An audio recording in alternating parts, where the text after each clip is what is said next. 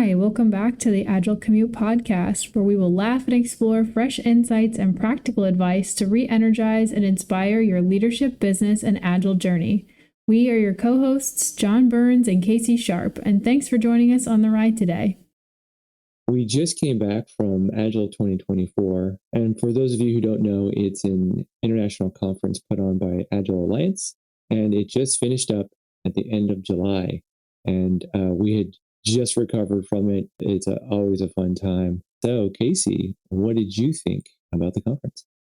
I thought I would have gotten a lot more out of it if I hadn't been sick. Oh, that's right. You were sick lying in, right?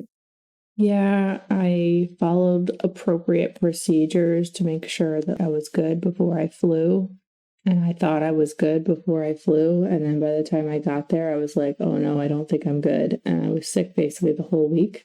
Took proper precautions, tried to, had a mask on the whole time, distanced myself, but I just feel like I couldn't have been as engaged as I otherwise would have been. But it was still good. Actually still like kind of sick now, which is a bummer, but yeah, I thought it was a good time. It was nice to see a lot of people who I haven't seen, like since the conference last year. You start to kind of get to know the same people over time. So it's kind of cool just to get to see everybody again and kind of see the same friendly faces in the community.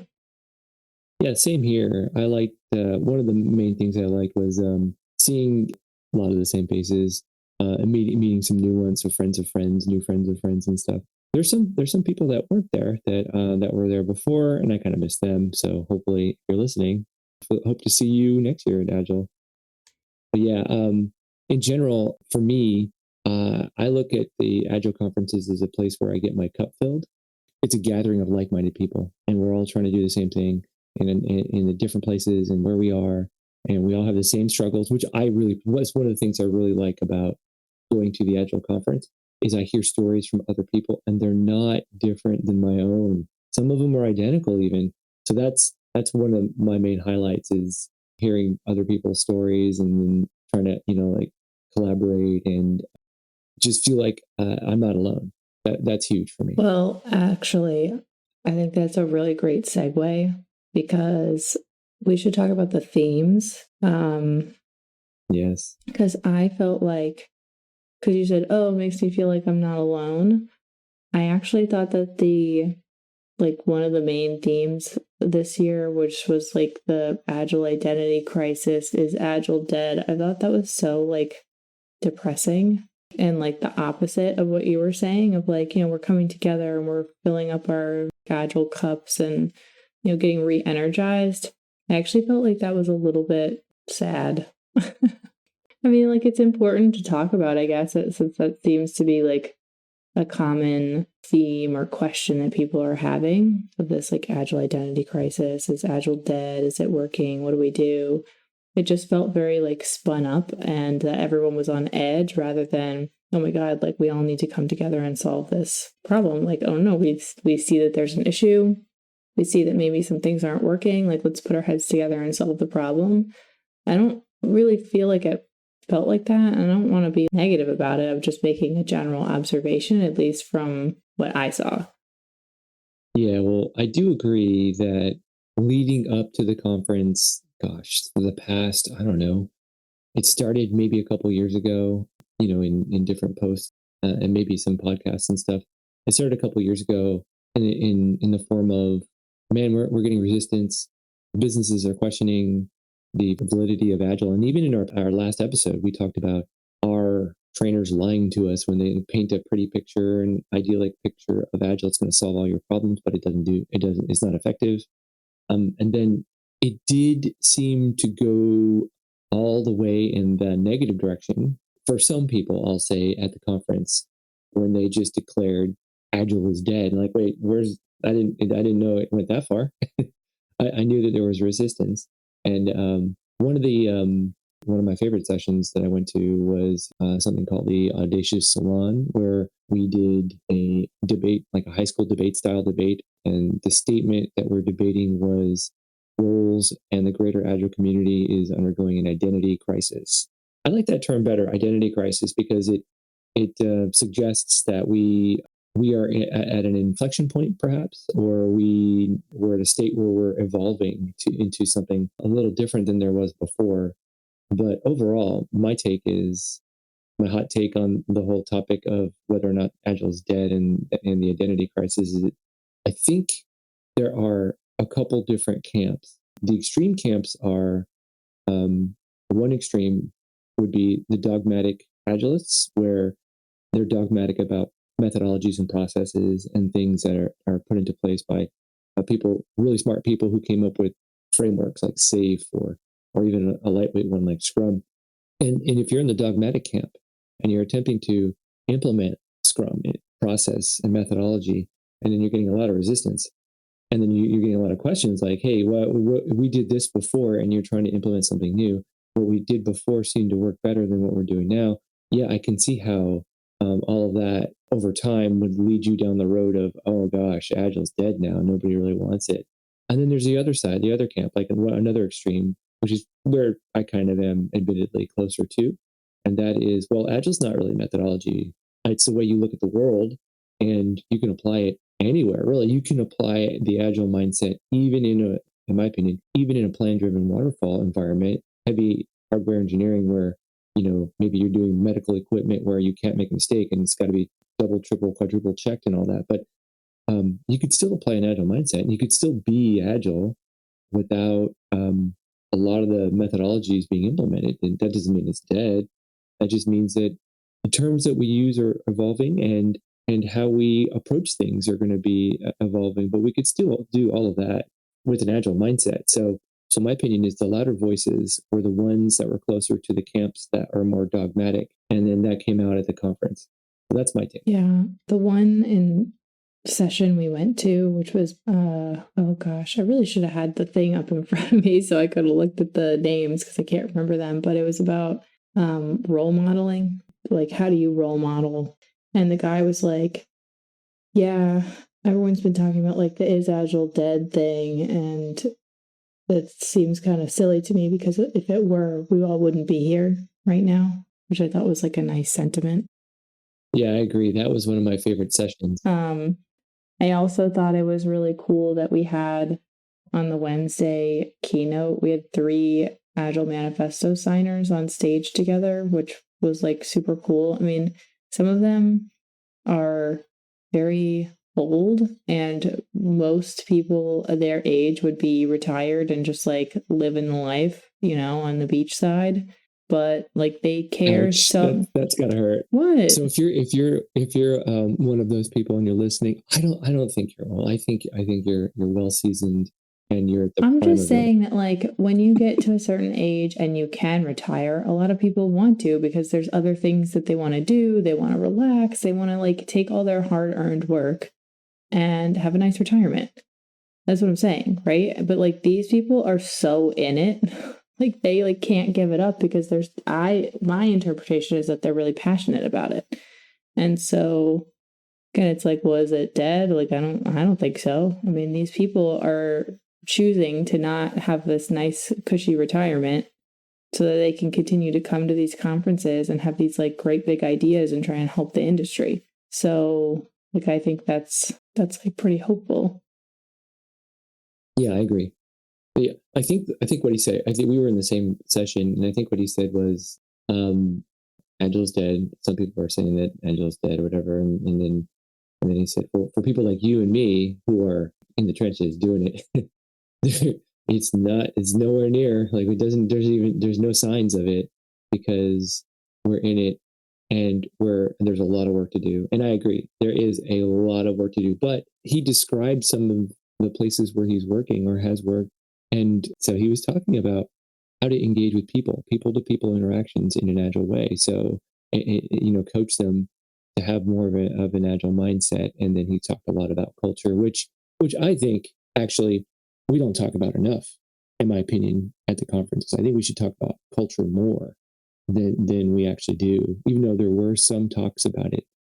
Another theme is AI too. So there's a lot of tools, talking about different techniques to energize your teams, different techniques for managing your products and identifying value and and verifying the value and a little bit about metrics and stuff. But I think it would be great if there were more talks about. Okay, so here's the thing. First of all, I feel like this is so depressing. Let's spice it up, because there were a lot of really good things at this conference. I was a little disappointed in just like the doom and gloom of like, is it dead? But I think that the AI thing, I'm going to get on my soapbox before we talk about other themes, because I agree. Everyone's talking about AI. I mean, that's just like sort of how it is now. And I'm like, can we not talk about AI? I don't want to talk about AI. I don't care about AI when it comes to like changing people and changing people's like hearts and minds, like, which is, I think, what not every Agilist is doing, right? I mean, obviously Agile extends into so many different things, but at least from like a coaching standpoint, and why I think a lot of people do struggle with like, can we, move toward this Agile mindset in an organization? Can we adopt some of these frameworks? Like, how can we figure out better ways of working? I mean, like, AI is great, I guess. I don't know. I'm not an expert. It's fine. But like, to change hearts and minds, I'm just saying, like one of the biggest things that I feel like in the session that we were just talking about, I went to another session about resistance. There was a lot of like conversation about how to help either deal with resistance, reduce resistance, work through resistance. Like there's a lot of talk about people resisting some of these changes and like the Agile mindset and the Agile way of working and yada yada. And I'm like, okay, well, this kind of goes back to what I feel like we talked about a little bit last time with my mom of how she was like, well, if you're doing such a good job, why has nothing changed? And it's like, well, okay, a little mean. But to me, right, like individuals and interactions is like the first thing in the manifesto. So like, why are we not trying to really dig deeper and actually uncover what is going on? Like, why are we not being successful in changing organizations and people? Like, that's not we're going to implement AI and that's going to solve the problems. Like, I feel like some of the biggest issues with adopting this is just changing people's mindset and their habits and their behavior. And that's like a human problem across the board everywhere. And I often think about, well, I won't name names or certain things, but I have a family member who has had a lot of health problems and has struggled with those health problems. And it's largely a matter of trying to get them to change their mindset on how to view their health journey and how to make those like habitual changes in their lifestyle to help improve their health. And it's like, it's the same thing that we experience in Agile organizations where we're trying to get people to make changes or view the world in a different way, change their habits, behave differently. All this stuff is exactly the same almost exactly the same, I'll say, as what I have experienced with this family member who has to change their entire life. Like they woke up one day and it was like, oh my God, if we don't make changes, like I'm going to have some serious repercussions or maybe even die, right? Like that's intense. And even with that motivation of potential death, it is like so hard for this person to make those changes and to change the way they viewed the world their whole life and to make those habitual changes for a single person with their own health and their own life dangling on a line. It's hard for this person to make changes. So then if you look at even organizations, maybe it's not as extreme of an example of like literal life and death, but it could be life and death of your company or your team or your organization or your product. And that's, still again, less extreme, but still motivating. And even when you have that, it's very hard to get people to make changes. So I feel like at this exact moment, maybe I'll change my mind later, but I feel like at this exact moment, the thing that we should be focusing on to help this identity crisis and to help people from feeling like, is Agile dead? Why is it not working? I feel like we might want to shift our attention more to like genuinely just understanding human behavior, more in like the psychology side, more in human nature and how does that work? And like, what are these actual like legitimate studies about people that we can use to help start changing the way we approach change, or the way we approach, like, and when I say change, I don't mean like, oh, organizational change management. No, forget that. Like, at the root of it all, we're all just people and we're all just humans. And if we can't figure out better ways to make those changes, we're going to continue to be stuck in this cycle. So anyway, that was my soapbox. Thanks for coming to my TED Talk. Do you have any thoughts? You've been very, so quiet. I think it's a good rant to go on, and I agree. Because I would say, though, organizational change management, there are several different approaches to it, but at its root, what I've found is that it is rooted in what you're talking about. It is rooted in people, and you go down to an individual person. How does one individual person go about change?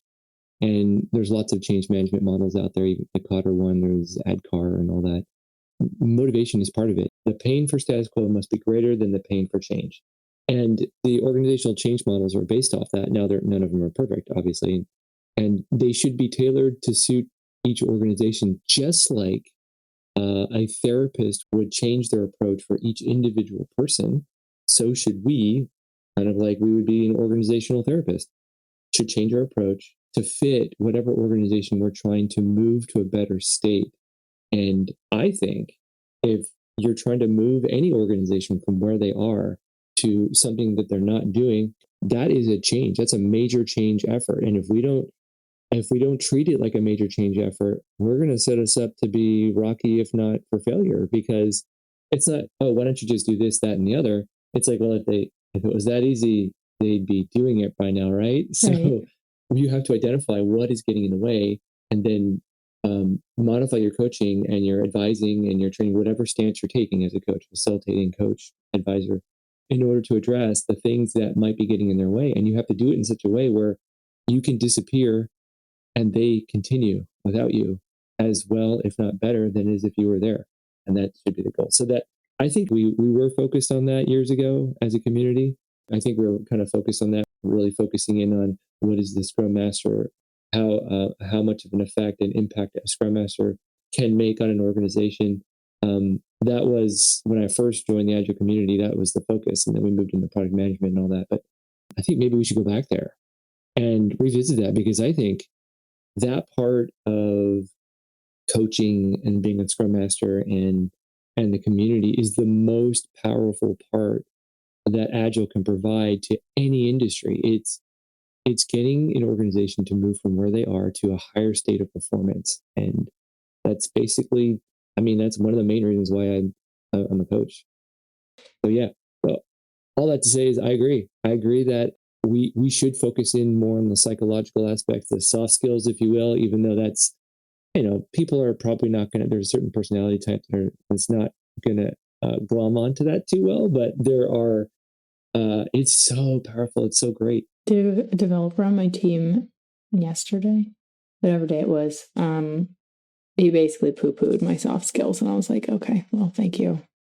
The world wouldn't go around and round and round without either of us, but okay. Yeah. I think he just likes to push my buttons. Yeah. Well, one thing I was going to say is you can come up with the most effective and efficient process, most effective and efficient shell script to deploy, most effective and efficient CI/CD pipeline developed in a cloud environment. You can develop what you think is the most efficient and effective thing. But if you can't get others on board with that, or if you can't get others to see it the way you see it, then it's useless. So one example I like to say is, those garden lights that people have, like the patio garden lights that people put in, and they're LED these days, but when they're incandescent, do you know what they were called? Well, I don't even know what lights you're talking about. Garden lights? Yeah, well, and they're called, where you have exposed filaments when they're incandescents. Those are called Edison bulbs, right? Named after Thomas Edison, right? Well, Edison was not the smartest guy at the time. It was actually Nikola Tesla. But Thomas Edison was far more effective at getting the masses on board with his idea. And those are soft skills. Tesla had the harder skills there. He had the better product, but Edison just could sell it better. And that's through soft skills and change management and psychology of human emotions linked to how emotions affect their logic and decision making. So yeah, you can poo-poo soft skills and you can be the smartest person in the world, but I mean, Tesla died penniless. Yeah. So this is kind of related, kind of not related, but I think I told you I've been listening to the book you recommended called Never Split the Difference about negotiation, like from an actual FBI negotiator. We should talk about the book in depth and like go through it and whatnot, maybe as another episode at some point. But I really like the book because A, it's engaging. I think there's really cool hostage negotiation stories in there and like how you take those same skills and apply it to other, I guess, industries, if you will, but like your personal life, your professional life, just in general. And all of that is rooted in human behavior and psychology. And it's extremely effective if you can understand how humans are and behave. And then this is going to sound bad, but like you use that to your advantage. And the things that you do and say can help influence how others will act or respond or behave. And again, it sounds a little nefarious. I don't mean it in that way. And the author certainly doesn't, because again, like they were using it to help rescue literal hostages. But I feel like that's the type of stuff we need to understand and look at more as far as how do humans behave? How do we really get down to the root of this? Personally, I would love to see at future conferences, which I didn't do the feedback survey yet. I probably should do that. But something I would love to see, like get a keynote in or get actual people who are psychologists or people who have done these like human behavior studies. I feel like that would be really helpful for the community to start looking at and understanding better. And even for us to like get more engaged in those types of research. Because like in the Never Split the Difference book, he talks about certain techniques or certain things where it just sounds so bizarre. Or like, that would never work. Like, what do you mean? How would that even possibly work? But they've proven it time and time again that it does. And so what you think people will respond to, or you believe that implement some sort of technique, you say certain things, you believe that other people will respond a certain way. Like, it's not always that intuitive because, well, at least for me, while listening to what this guy was saying of how they like approached hostage negotiation or just even business negotiation and these certain little things that he goes through in the book, I was like, how would that work? Like, I don't understand. Like, don't people know that that's what you're doing? And so, you know, I think looking at some of those things would be A, super fascinating, and B, I think helpful for the collective, the Agile community personally, but. Ooh, yeah. If Chris Voss, which is the author of that book, if he was a keynote and he gave a talk, man, I would, that would be packed. Yeah. I mean, how cool would that be? And there are some other content creators that I listen to or I watch that do like psychology type things. And they go through, well, I'll just call out my favorite one, which maybe other people have heard of or maybe they listen to. But there's a YouTube channel called Cinema Therapy. Cinema, like movies, therapy. Shout out to them. Not that they are listening, but shout out to them.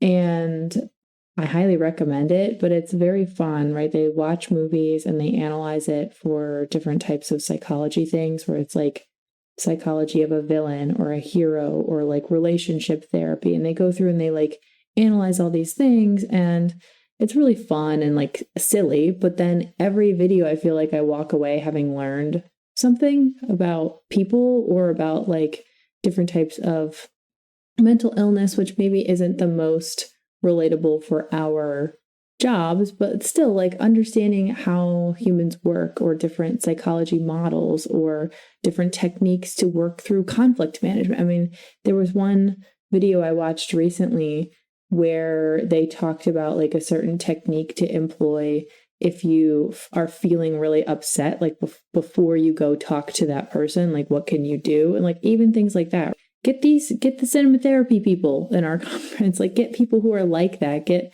the Never Split the Difference author, like get these people who have these very different psychology, human backgrounds to come help us understand that better. I am by no means an expert. I would never claim that because I don't know anything about people or psychology. Like that's not my background, but I find it really interesting. And I think that if we were more equipped with that information, I wonder how much more effective we could all be as a community. Just a thought. Oh, extremely effective. Like what I like to say, I'm gonna nerd out here. So nerd alert. I actually view coaches and scrum masters as kind of Jedi, and we have available to us certain Jedi mind tricks that are very real and actually make a difference and actually have an effect. And in fact, my lightning talk was on how to do a particular Jedi mind trick with folks to increase performance. And it's all deeply rooted in psychology. So yeah, I agree. That would be so great. But then, that's just my opinion. It's just your opinion. But I would love to see it go that way. So you brought up something. You casually mentioned something and about needing to fill out the feedback form. So why don't we do that right now? So Casey, feedback form for the conference. What were the things you liked most? Okay, let me tell you. I've been to a couple of these before, and I never bothered going to the lightning talks, which if you didn't go to the conference, lightning talks can be given by anybody, like any conference goer, pretty much. And they're 3, 5, or I'll just say 7-minute talks for the sake of simplicity. 3, 5, or 7-minute talks about whatever topic you want. 3 minutes have no slides. 5 minutes you can have slides, and the 7 minutes you have to have slides. So I had never bothered going to them because I was like, ew, I'm here to hear from these professional people at this professional conference with all this professional knowledge. And I hadn't gone. I was like, that seems like a waste of time. My company's paying for me to be here. I need to go to these fancy sessions. Boy, was I wrong.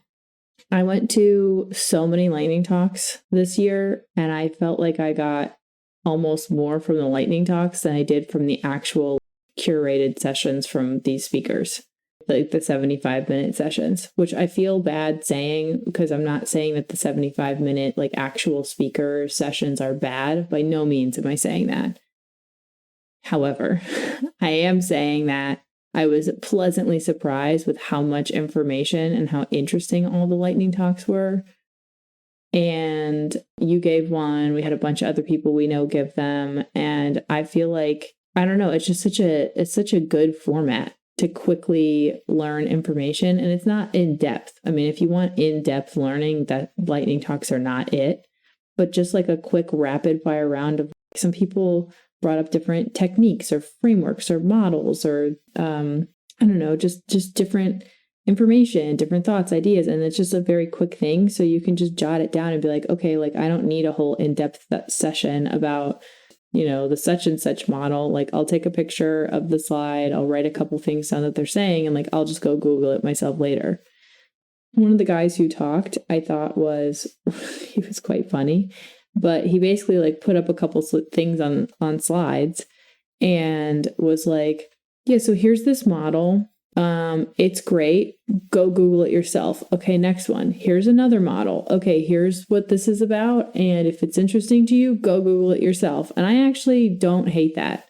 I thought that was effective because some of these models, like I had never heard of those before. I'm like, great, let me go look them up. And like I can do that learning on my own. That's cool. So I would say that was really good. And I also really liked the Extreme Open Space, which was on Wednesday, which we can talk a little bit more in depth, maybe if we have time. But my overall, to answer your question of what was something that I really liked, I think the sessions and activities where we can learn from each other and the collective knowledge of the group, those were the ones that I found the most beneficial. What about you? Yeah, I want to piggyback off the lightning talks.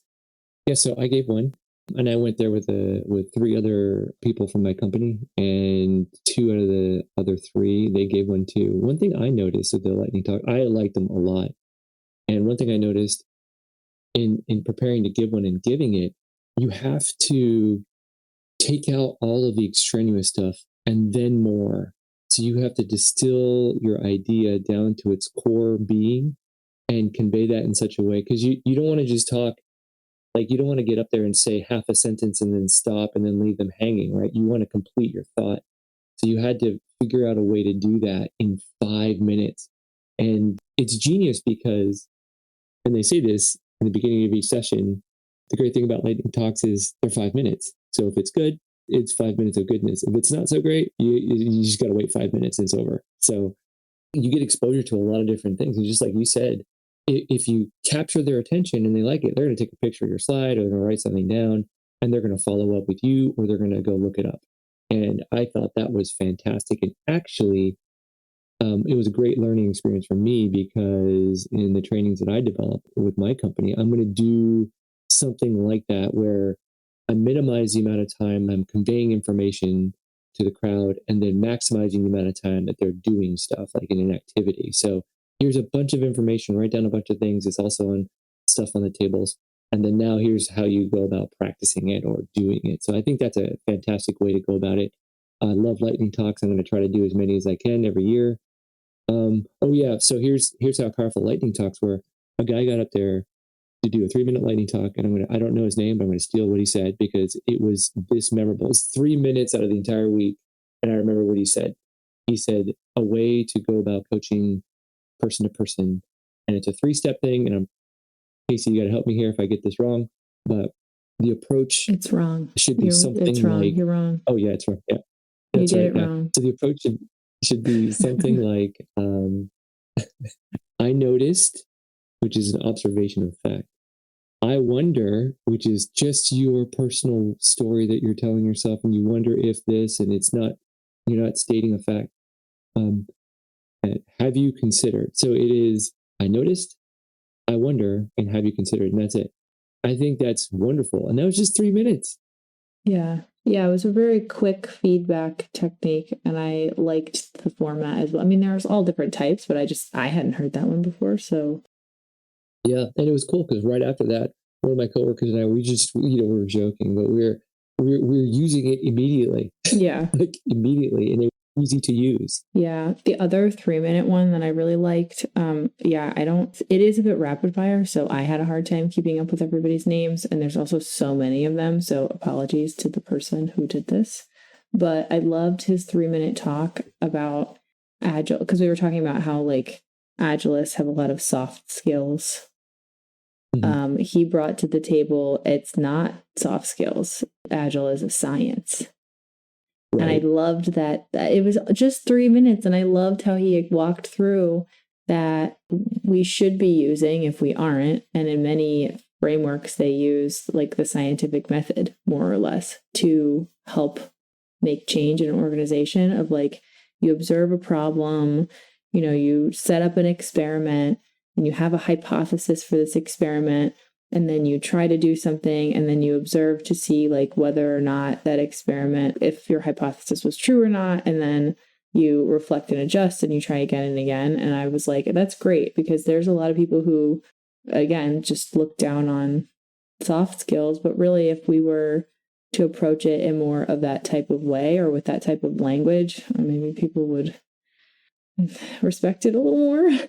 But I don't know, he brought a very like interesting perspective, and I was like, yeah, that is true, yeah, this is a science. And I was like, yeah, I'm getting kind of into it. But again, that was a 3-minute one. I like that a lot.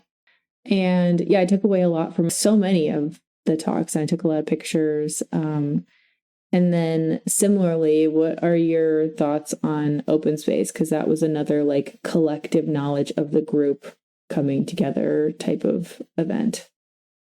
Yeah, I was going to say the open space is my other favorite one. I think lightning talks, I think if I were in charge, the future of the conference is going to be Audacious Salon. So that's another one of my favorites. I'll get to the open space in a second. But Audacious Salon was great because they use a lot of the principles that were in training from the back of the room concepts, where the facilitators created the structure and the participants learned from each other and they went through the structure. So they started off like the debate. They started off saying, here are the rules. And then they basically stepped back and they only came in to say, hey, here, remember the rules. And or right now it's time for the cross-examination of and go. Love that. I think that should be the future of the Agile conferences. The second thing is going to be a lightning talks, continue to do lightning talks. And the third thing is open space. I think open space in addition, there should be some structured workshops and talks as well. But I think they did a whole day of open space. I think they could have done a day and a half to 2 days of open space, and it would have been as effective, if not more. And for those of you who have not participated in an open space, it is basically a conference put on by conference attendees, and the facilitators of open space just facilitate the structure and getting a whole group of people. In this case, what do we have, like 200-300 people in there or Can more? you actually explain a little bit more for people who might not know what open space is? Can you explain like how it works, what's the setup, and then just kind of walk through what open space looks like for people? So what they did, this was called extreme open space, because the other time I've used open space was a small group of maybe 30 people, but here we had hundreds of people. They gathered hundreds of people in a massive conference room at the Gaylord, and they had a couple mics, and they introduced what open space was and what we were going to do, and they also went over some of the rules. So what you do is, they said, if you have an idea for a talk you want to give, or a topic you want to talk about, or a topic or a talk you want to hear about, you don't have to be the one to give it. You write down on a piece of paper and go up to a microphone and you announce it to the entire group. And you say, this is the topic that I'd like to explore. In my case, I proposed a topic, and it was, I want to do improv related to cognitive bias. So I wrote down cognitive bias improv, and I put it up and I showed it and said, if you're interested in this topic, I have an activity that I'd like to take you through, and it'll be over there on the board. And on one of the walls is a grid, and that grid is of times and locations, and it starts off being blank.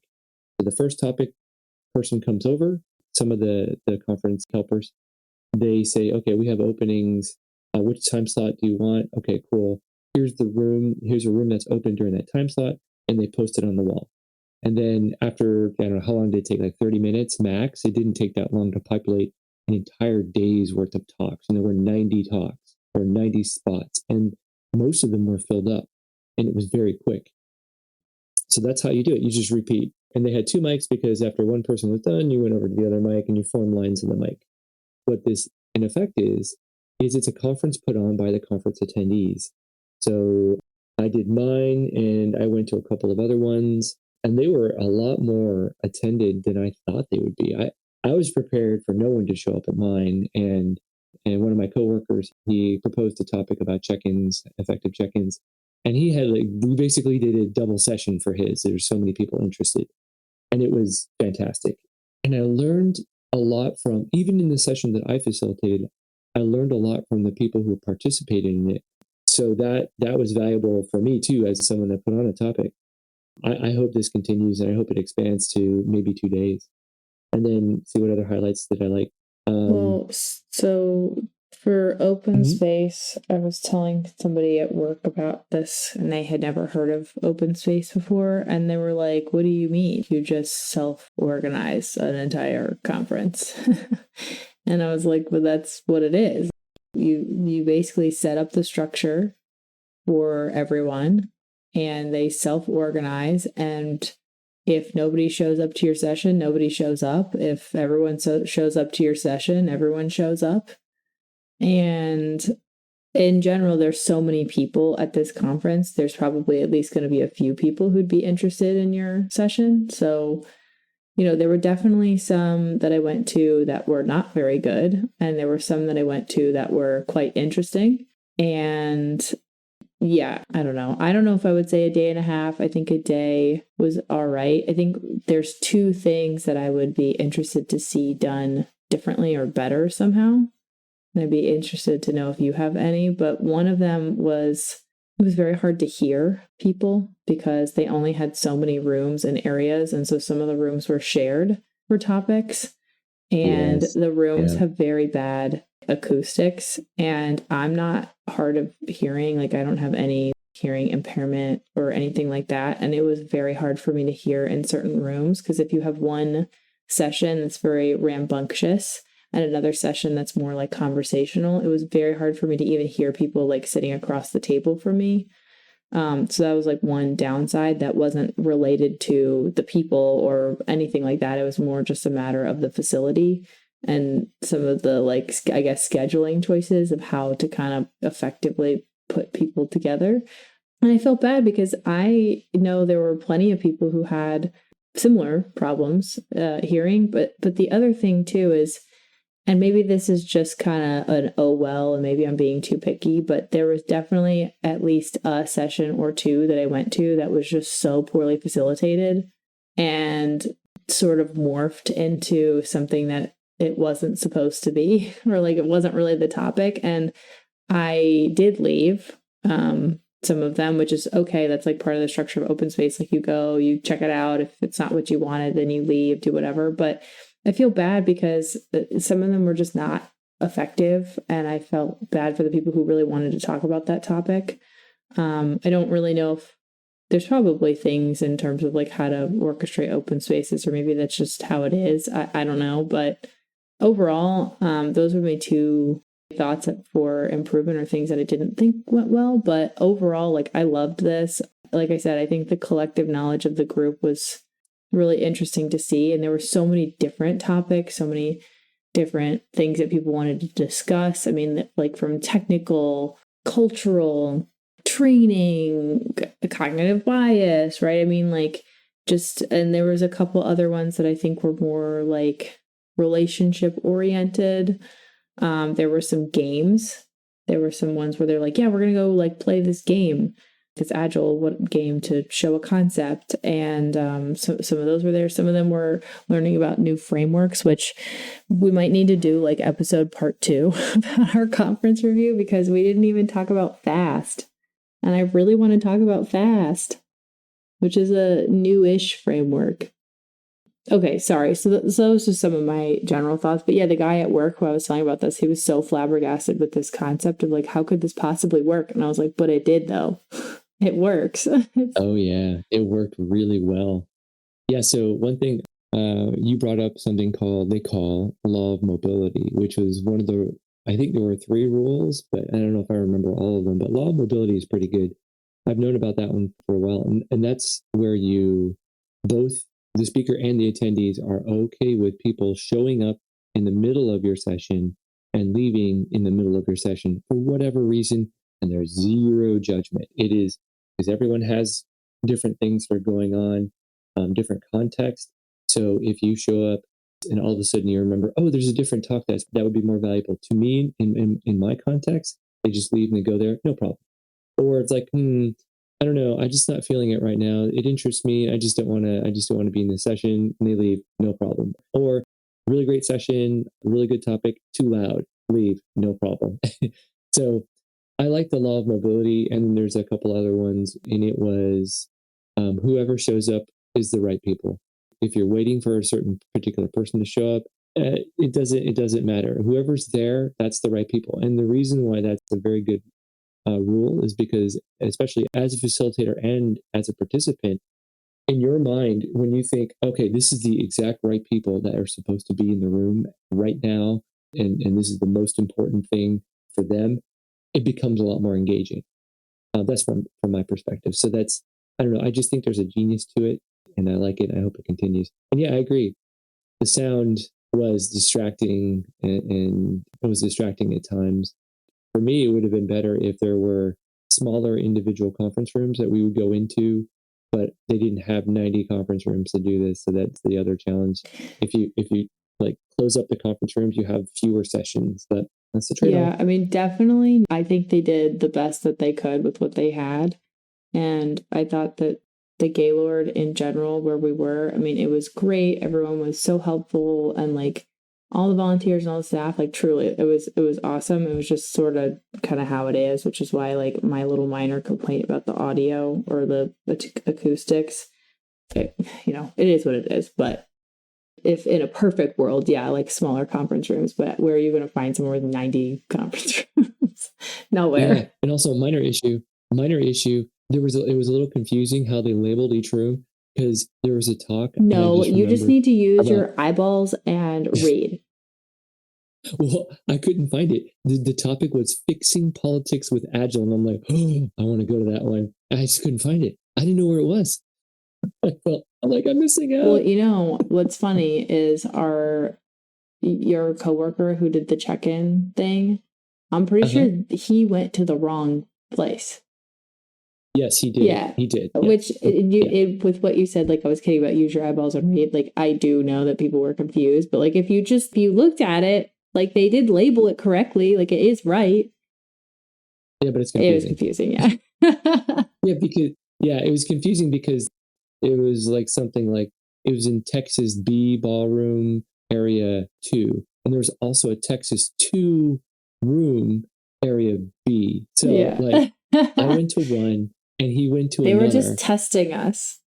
But it turned out awesome because I went to one and he went to another, and his session was full. He had a full table at his session, so he facilitated that. And I went to another session, and I'm like, huh, he's not here, but there's a full table of people. And I asked him, are you guys here for the check-in talk? And they're like, yes. I'm like, let's have it. So there was 2 facilitated sessions of the same topic. And because he and I were talking about something that our company does and has developed, we said the same exact things. And then after we debriefed, the feedback coming from the participants in the crowd were similar. So I'm like, this is awesome. You basically set up a double session on your one topic. And I thought that was fantastic. So that was fortuitous. And that was like, you just go with it. And it worked out even better than you imagined. It was so cool. That was a really cool experience. Okay. We don't have that much time left. Maybe we do part 2. Maybe we record again.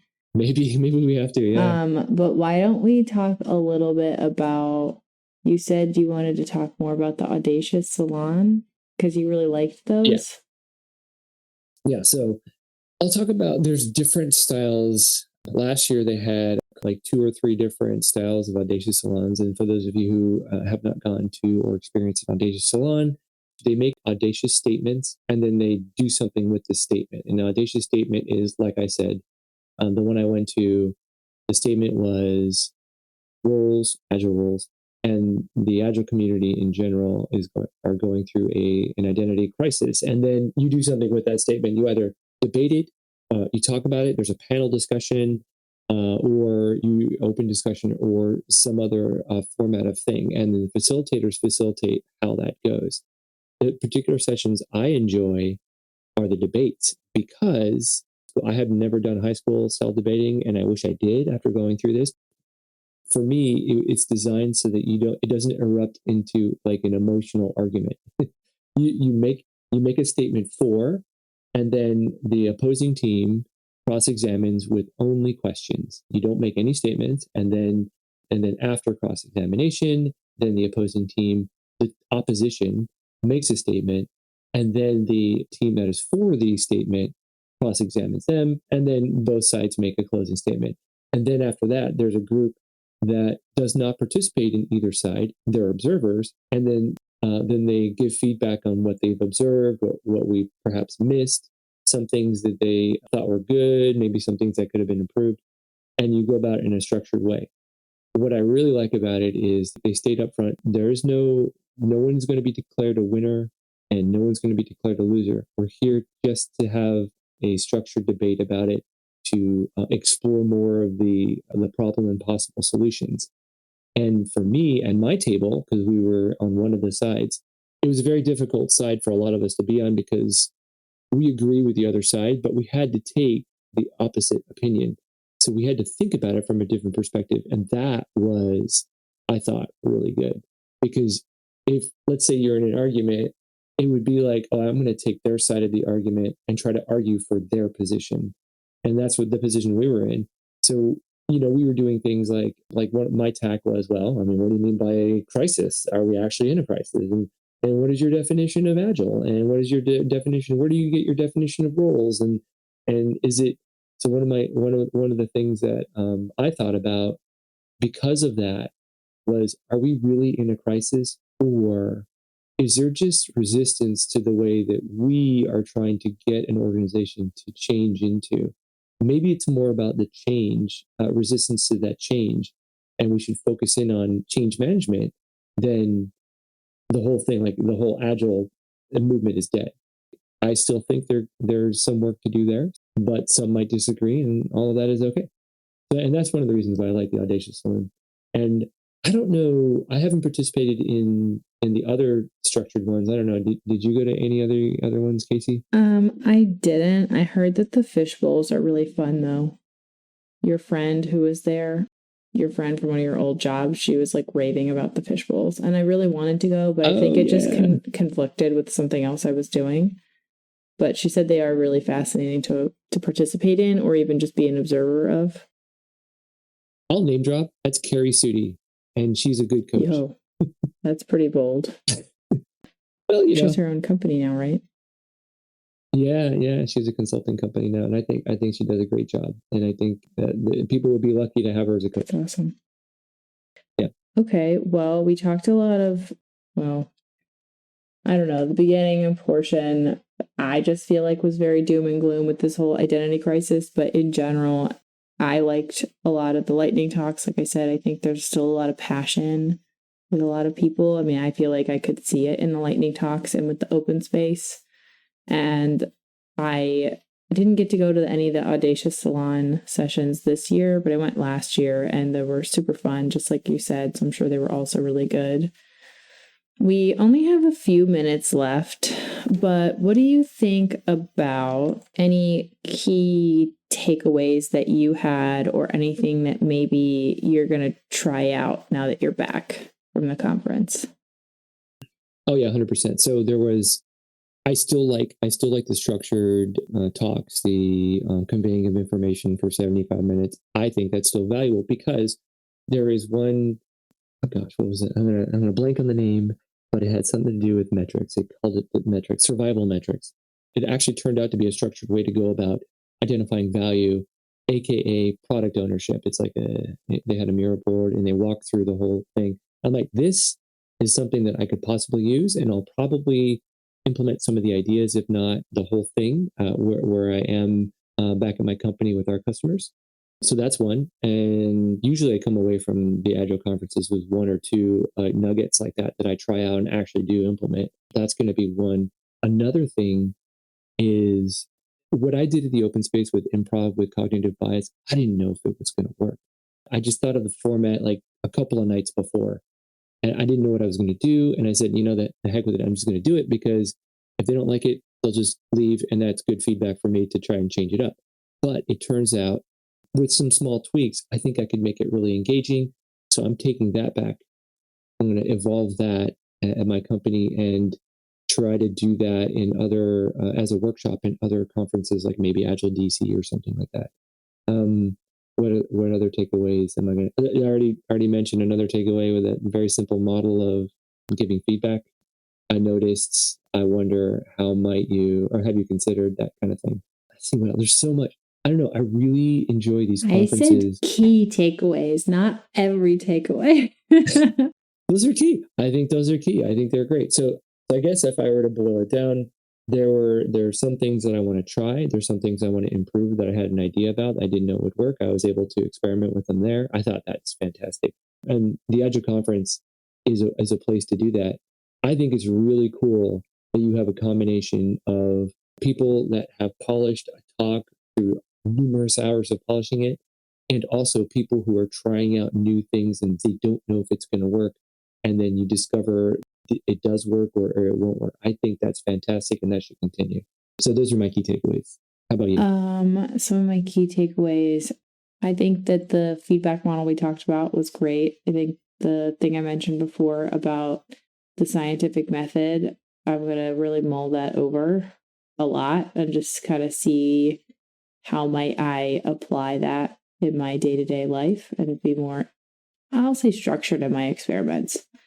And then the other big thing that I actually want to try out, I'm trying to convince my organization to host lightning talks across all of our departments and areas to help learn and grow from our collective knowledge that we have that we just haven't harnessed yet. And I mentioned this to somebody in my company, and he was so excited about it. He was like, oh my gosh, we do a terrible job of cross-pollinating information. Like, how fun would that be? So I am going to see if I can't maybe do some sort of like lightning talk series at my own organization. That's something that I feel like might wind up being a little bit of like a side passion project for me outside of my regular job. So we'll see if I can pull that off. But if I could break in and say one thing about that, I really like the lightning talks for that reason as well. And I think we're going to try to do that at our company too. And there's one story I read about, I think it was BP. It's some company that's huge. It's a global company. And there's either the CIO or the CEO was talking to a consultant that they hired to try to bridge the difference between knowing and doing. There's a gap between the two. And the quote was, "I wish our company knew what we knew." And what he meant by that was there were some great knowledge and skills in pockets, but nobody else knows it beyond those pockets. So it's very difficult to get that knowledge shared across the entire company, across teams. I think Lightning Talks is one way you can start to bridge that gap. So I really like Lightning Talks. I mean, and open space, right? But baby steps. I think for me, where I am and the workload that I have, it would be easier for me to do the Lightning Talks than to host an entire open space. And I think it would be a little bit lower risk for my organization because I think many companies and many organizations and departments and yada yada, like you're taking time away from people, quote unquote, delivering to do this. And so sometimes it's a matter of funding. And so I think doing a shorter time boxed lightning talk rather than an open space, which could potentially be like a whole day, right? Like it's probably a little bit easier for me to try and convince people to do the lightning talks in the open space. But anyway, I think that's one big thing I want to try to do. And some of the other things I might want to try out, I think those are the big ones. But again, trying to be a little bit more intentional about the experiments that we're trying.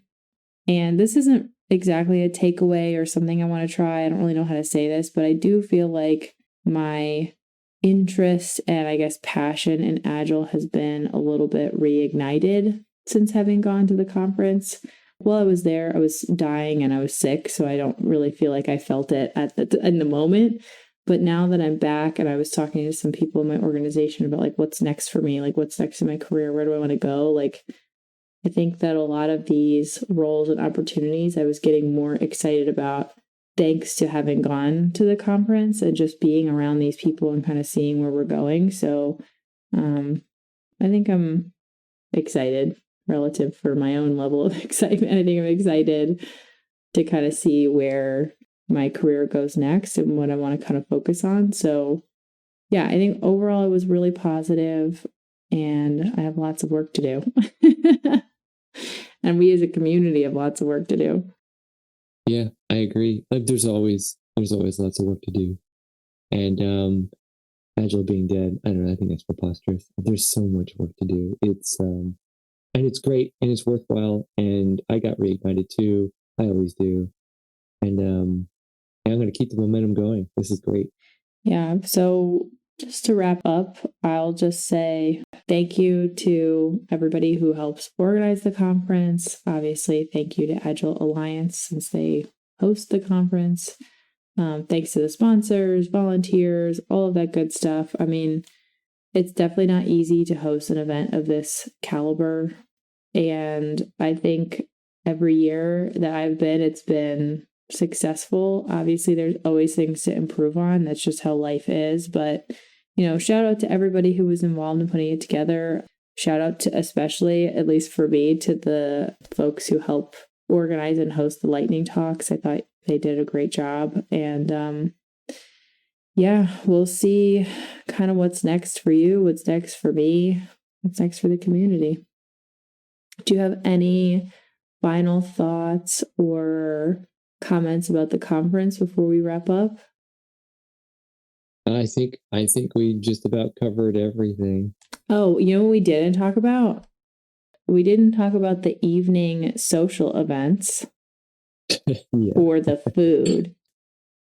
Yeah, maybe that's gonna be part 2. Yeah, it'll have to be. But okay, well, I think we're gonna wrap up here. As always, thank you guys for joining us today. And if you would like to continue listening, following, find us on all major podcast streaming platforms, Spotify, YouTube, Apple Podcasts, etc. It's at The Agile Commute, which you can also find us on Instagram at The Agile Commute. Go ahead and follow us. Drop us a comment, leave us a like. Don't forget about notification bells so that you can get the latest updates on when we have new episodes. Also, if you want to have a little bit more of an in-depth conversation, you can always email us as well at theagilecommute@gmail.com. And thank you guys so much for listening, and we'll see you guys next time. Drive safe.